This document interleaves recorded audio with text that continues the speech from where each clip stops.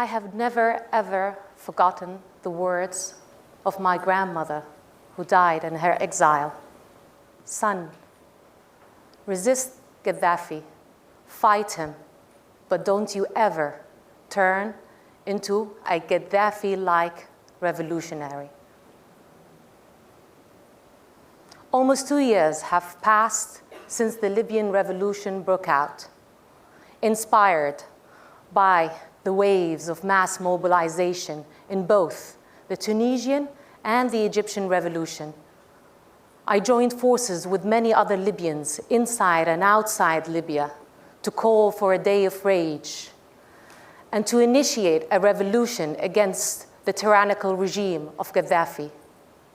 And there it was, a great revolution. Young Libyan women and men were at the forefront, calling for the fall of the regime, raising slogans of freedom, dignity, social justice. They have shown an exemplary bravery in confronting the brutal dictatorship of Gaddafi. They have shown a great sense of solidarity from the Far East to the Far West to the South. Eventually, after a period of 6 months of brutal war and a toll rate of almost 50,000 dead, we managed to liberate our country and to topple the tyrant.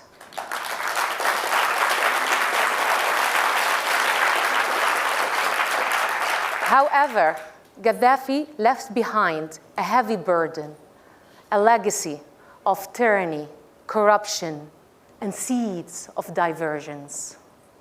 For 4 decades, Gaddafi's tyrannical regime destroyed the infrastructure as well as the culture and the moral fabric of Libyan society. Aware of the devastation and the challenges, I was keen, among many other women, to rebuild the Libyan civil society, calling for an inclusive and just transition to democracy and national reconciliation. Almost 200 organizations were established in Benghazi during and immediately after the fall of Gaddafi, almost 300 in Tripoli. After a period of 33 years in exile, I went back to Libya, and with unique enthusiasm, I started organizing workshops on capacity building, on human development of leadership skills. With an amazing group of women, I co-founded the Libyan Women's Platform for Peace, a movement of women leaders from different walks of life to lobby for the socio-political empowerment of women and to lobby for our right for equal participation in building democracy and peace. Amid a very difficult environment in the pre-elections, an environment which was increasingly polarized, an environment which was shaped by the selfish politics of dominance and exclusion, I led an initiative by the Libyan Women's Platform for Peace to lobby for a more inclusive electoral law, a law that would give every citizen, no matter what your background, the right to vote and run, and most importantly, to stipulate on political parties the alternation of male and female candidates vertically and horizontally in their lists, creating the zipper list. Eventually, our initiative was adopted and successful. Women won 17.5% of the National Congress in the first elections ever in 52 years. Wow.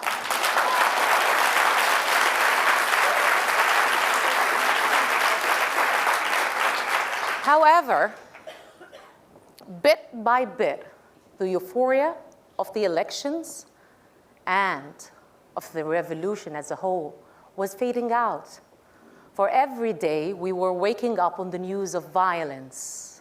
One day, we wake up on the news of the desecration of ancient mosques and Sufi tombs. On another day, we wake up on the news of the murder of the American ambassador and the attack on the consulate. On another day, we wake up on the news of the assassination of army officers, and every day, we wake up with the rule of the militias and their continuous violations of human rights of prisoners and their disrespect of the rule of law. Our society, shaped by a revolutionary mindset, became more polarized and has driven away from the ideals and the principles, freedom, dignity, social justice that we first held. Intolerance, exclusion, and revenge became the icons of the post-math of the revolution. I am here today not at all to inspire you with our success story of the zipper list in the elections. I'm rather here today to confess that we, as a nation, took the wrong choice, made the wrong decision. We did not prioritize right. For elections did not bring peace and stability and security in Libya. Did the zipper list and the alternation between female and male candidates bring peace and national reconciliation? No, it didn't. What is it then? Why does our society continue to be polarized and dominated with selfish politics of dominance and exclusion by both men and women? Maybe what's missing were not the women only, but the feminine values of compassion, mercy, and inclusion. Our society needs national dialogue, a consensus building, more than it needed the elections, which only reinforce polarization and divisiveness. Our society needs the qualitative representation of the feminine more than it needs the numerical, quantitative representation of the feminine. We need to stop acting as agents of rage and calling for days of rage. We need to start acting as agents of compassion and mercy. We need to develop a feminine discourse that not only honors but also implements mercy instead of revenge, collaboration instead of competition, inclusion instead of exclusion. These are the ideals that a war-torn Libya needs desperately in order to achieve peace. For peace has an alchemy, and this alchemy is about the intertwining, the alternation between the feminine and masculine perspective. That's the real zipper. And we need to establish that existentially before we do so sociopolitically. According to a Quranic verse, salam, peace, is the word of the all-merciful God, Rahim.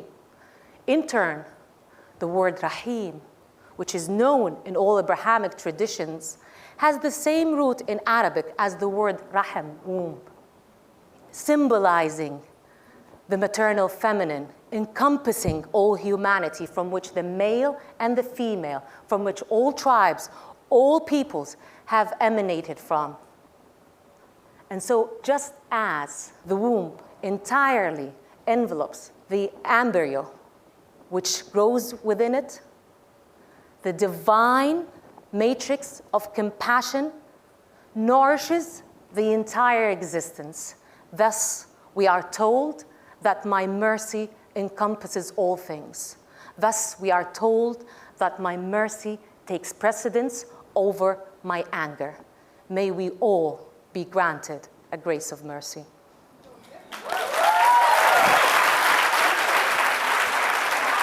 Thank you. Thank you. Really. Thank you so much. Thank you. Thank you so much. Thank you.